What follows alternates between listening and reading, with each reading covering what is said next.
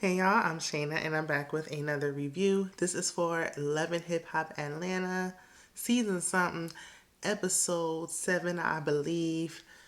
Listen, I worked another 12 hours today. I'm tired, but I'm already late with this review, so I wanted to just hurry up and bring it to y'all.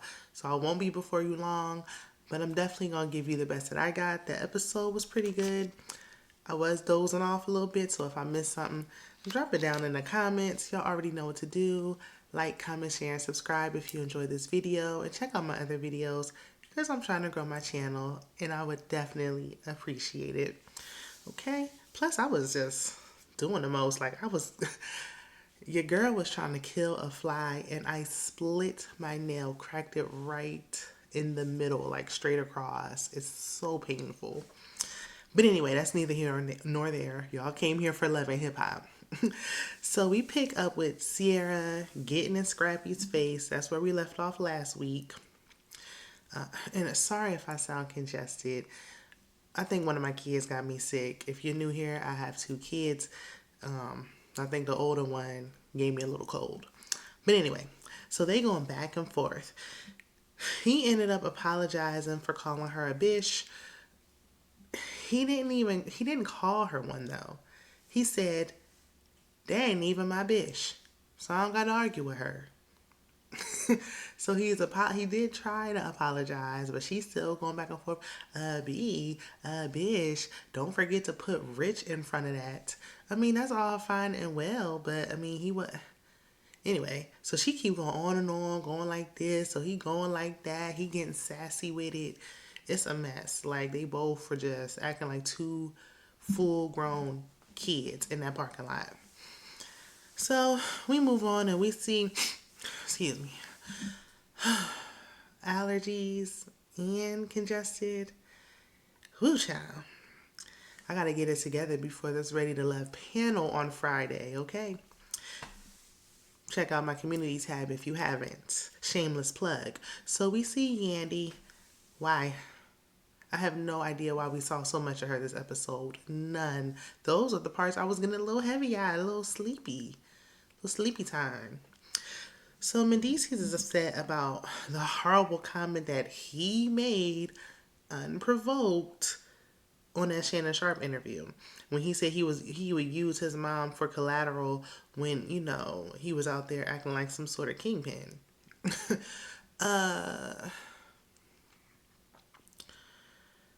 I didn't watch the full thing. I did see the clips, but I feel like you really could have left that part out of whatever point you was trying to make. My goodness. Um, he tried to justify it. It didn't help, and the scene dragged on a little bit too long. Of course, his mother's offended, rightfully so. I would be on my son like white on rice if he ever did that and then said it. I don't care if he was 100 years old. I would be all up over him for doing that. So we see Spice. She's still having more medical issues and healing after surgery and got to get more surgery and got a hernia, got a laundry list of things that's going on with her.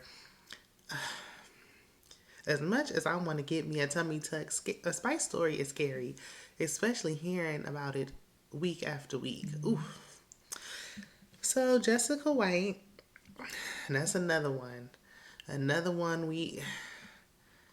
baby, let the new girls come in. Let the new girl, let them come on in. Well, not Jessica is new, but she can go out with Yandy and Rashida. She can go out the back door. See you later. She should have been a friend of at best. Anywho, all the ladies in the cast get together. Jessica White, Erica Mena, Amy, Bambi, Sierra. They go to do a sound bath. That's a lot of ladies. Remember when Love and Hip Hop first started in New York, and it was like the core four, when it was focused on the women. Y'all know what I'm talking about with Chrissy and Emily B, Olivia, and the other one. I think her name starts with an S. Yeah, Yeah, that's when it was about more focused on the women. Then we started making it about couples and has been rappers, and the men wanted to get in on it. CBJ came, and then he started getting men on the intro, and it was like, what's going on? And that's when the men started getting on the intro. That's when Love and Hip Hop started going downhill. Let's be honest. So anyway, they do a sound bath. I did something like this with my mama, and it ain't do nothing for me. Nothing at all. It wasn't relaxing. We ended up just talking through it. I don't know why we went. But I guess it's supposed to relax. I don't know. Like the sound is eerie. Maybe I need to do it again. Yandy was there. Did I say Yandy? I forgot she was there. Rashida arrives after the fact. Didn't make no difference whether she was there or not, honestly. Afterwards, they immediately start bashing men like they love to do. Listen, I am no pick me, like, or none of that. But it's like, find something else to talk about. What else is going on? Sierra used to be about her business. Not only is she not even talking about her own man, she up here talking about somebody else's. So they start bashing Scrap because you know him and Sierra just got into it and it made headlines because they was filming and they got to get people interested to watch the show. Duh. So someone mentions Jess flirting with Safari at that baby shower or gender reveal or whatever it was. She low key was a little bit. But she was like, that's just how I am, that's just how I talk. It might seem like I'm flirting with anybody, male or female. Okay, well, do your thing then, sis. So, of course, she's denying it. And Erica asks 100 billion trillion times, like, are you sure? Are you sure you weren't flirting? Are you positive? 100% sure. You are definitely sure you didn't. Girl, she said she didn't do it. You'll find out when you watch it back. You ain't with him no more. Like, what can you say about it? I mean, if she was, what can you do about it? You divorced him. She should have never filed them papers because she didn't want to divorce that man. So, in her confessional, Jessica said, and if I'm gonna flirt with somebody, it ain't gonna be with no Safari. Girl, you are sprung over Nick Cannon. Child, please. I mean, they on the same level as far as I'm concerned. Nick might got a little bit more money, but all them babies got him on the same level. He might be lower than Safari. Child. So, Jessica said Safari pushed her to expose who her ex is. He just simply asked, like, what? He just asked. It didn't. If he pushed, he didn't push hard. It was a very gentle push. It was not. No, he was not forcing you to do anything. You've been saying it in every scene that you were in. You will tell anybody who will listen that you've been with Nick, even though Nick been single. I don't even understand it. So, what she needs to be doing is went to a therapist. But whatever. Um, She says she wants to move on. Again, hard to tell. I can't tell. It seems like being one of Nick's so-called exes is like her identity. Like, what else do you have going on? Get back in that booth and drop some beats. Erica can identify because she's still getting over her divorce. Sorry. A little stuffy. I'll give homewrecking Erica this. She was married and has children, so I can understand the dynamics were a little bit different. I know Jessica had miscarriages, but you don't have any ties to this man, girl. You can just get your things and go freely. To get out of a relationship with no kids should be like the most peaceful thing ever when you finally get over it. But you gotta get over it. So, Amy, she's saying when she's getting a massage that she wants a provider. I don't know much about her and her ex. I know they was popular, and I think he was a bum and he was riding her coattails. I mean, allegedly, I don't know. But Yanni was like, that's unrealistic. I mean, it's just not going to be like that in no relationship. Honey, in 2023, I mean, if you got a man that's providing and paying the bills, honey, you got a good one. He's a good man, Savannah, because the way the economy is set up out here, Yandy might have a point. It's expensive. Everybody got to be working. The kids, the dog, everybody. However, Yandy has always been the breadwinner as far as I can see, unless Mendecees was using that street money, so she would know a thing or two about that. Rashida chimes in, child, we don't want to hear no relationship advice from you and your toupee wearing husband. Child, please. So Mendici meets with his mother in New York, and it'd be nice if he like linked up with some more of like, I guess, the former New York cast or something. Anyway, she's hurt by his comment, understandably so. They resolve their issues, they make up, nothing to see there. Chaotic, the player, is having a video shoot for that song. You know the song, I don't know the name, but I mean, we hearing music on Love and Hip Hop again, so I ain't gonna give it too much.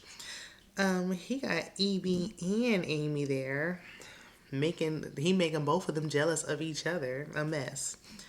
They both act like they don't care about him, and they both lied allegedly. Sierra walks up. She got a bone to pick with him. She starts yelling at him because she didn't feel protected. He didn't protect a black woman. Y'all want to be protected.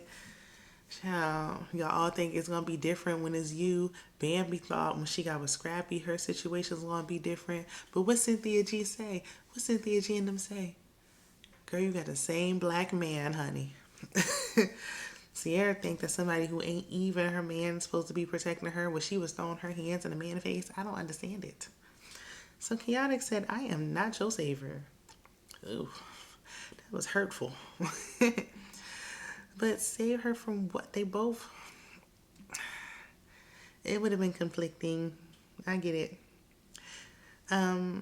Chaotic basically tells Sierra she needs to mind her business. Had she not been in somebody else's marriage and worry about ending her own marriage if she's married, because we need to see some papers, she wouldn't be arguing with Scrappy. How you arguing with somebody else's husband about his marriage that you ain't in? How does that even work? So Scrappy comes after the fact. Chaotic tells him the whole story from start to finish, as much as he could get out, because Scrappy kept cutting him off. So Chaotic tells Scrap that he was wrong, and he was like, I wasn't wrong. She was wrong. Don't start getting sassy again. Just hear what your friend got to say. He was like, you know what, both of y'all was wrong. And as a man, you should apologize. Chaotic is right. Even though Sierra was doing the absolute most, they both played a part in that. And, it would be nice for him to just take the initiative and just squash it. I like that because Sierra don't see that Chaotic was checking his friend behind closed doors. She just felt like, oh, you didn't protect me. You didn't yell at him with me and attack him with me in a moment. No. He let you know you need to mind your business, which is right. And he let his friend know, like, hey, you was wrong too. So he don't got to say it in front of everybody. He let his friend know as a friend, face to face. So, I do like that. Later on, the two boring ones, Yandy and Rashida, meet with Spice for lunch. They catch her up on a Scrappy, Bambi, and others drama. And that rumor that Mama D spread, for what reason, I have no idea. Where is Diamond? When is she going to make an appearance? Next week, we going to see Erica, Erica, Scrappy's ex-fiance and child's mother. Her last name just let me... Erica Dixon. We're going to see Erica Dixon next week. Lord, there's so many Ericas now, I can't keep up, and it's late. So, we'll see her, but when is Diamond going to step on the scene? Like, what does Erica Dixon have to say? I mean, she don't like Bambi? That's old news. What's going on with Diamond currently? So, Spice informs them that she has another hernia and got an open wound that they won't be able to close. I don't know what's going on, child. She got to make it plain for me. What happened over there in the DR? So, as Spice is telling the ladies that she feels like her days are numbered behind this little mishap, her daughter FaceTimes. She like, well, she in Jamaica. Let me answer. I don't know. This is another show where people are answering personal calls in the middle of a scene. I have never seen anything like this until like recently. But anyway, her daughter, mind you, she's in Jamaica. She answered, and the daughter turned around, and her eye is swollen shut. Like, I guess she had an allergic reaction or something. She's like, it's itchy, and my throat is like, you know, itchy, and she's nervous about what's going on. I don't know where the child was in the car going to. She should have been in the ambulance going to the hospital. So Spice is panicking because she all the way over here in the States. Her daughter in Jamaica, she got to get on the flight immediately and get over there. That's why I wish she would keep her kids here with her in that big old house that she got. But whatever. So she got to go over there. She just breaks down because it's just too much. Her own health issues, now something going on with her daughter. As a mother, I can't imagine, my child being that far away from me and then feeling helpless like that. So, I definitely, my heart goes out to Spice with that. And that's why I hope she can let your mama and your kids live in the house. It's big enough for everybody. You ain't hardly there anyway. So when you are there, your kids are there. But that's just what I think. She knew what was best for her child. I don't know. Y'all let me know down in the comments what you think. And I will see you in the next one. Bye.